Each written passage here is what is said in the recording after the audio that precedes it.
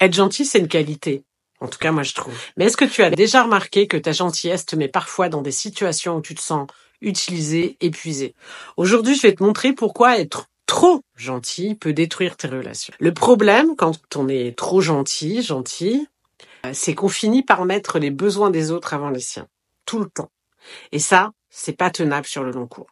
Tu dis oui à tout, même quand tu n'en as pas vraiment envie, juste pour éviter les problèmes, les conflits, les explications. Tu finis par te demander pourquoi personne ne fait d'efforts pour moi.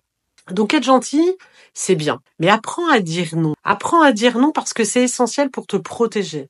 Parce que quand tu dis oui à tout, c'est qu'à un moment donné, tu dis très souvent non à toi-même. Donc le pire, c'est que certaines personnes vont voir ta gentillesse comme une opportunité de profiter de toi. Par exemple, tu vas te retrouver à aider toujours cette amie qui disparaît dès que toi tu as besoin d'elle ou dès qu'elle est satisfaite dans son besoin.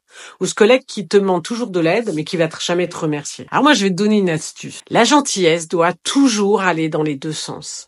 Si quelqu'un profite de toi, c'est un signe que tu dois poser tes limites. Enfin, être gentil, ce n'est pas ce qui fait qu'une relation fonctionne. Ce qui compte, c'est le respect mutuel et l'équilibre. Toujours avoir un équilibre. Pas forcément en même temps, mais que ça soit fluide. Si tu te rends compte que tu donnes tout et que tu ne reçois rien, il va être temps de réévaluer ta relation. Les bonnes personnes, pour toi, respecteront tes limites et t'aimeront pour qui tu es, pas pour ce que tu fais pour elles. Être respecté, c'est mieux que d'être toujours disponible. Alors, la gentillesse, c'est carrément une force. Moi, j'adore. Il y a des gens, je trouve vraiment, c'est naturel chez eux, mais seulement si elle est bien utilisée.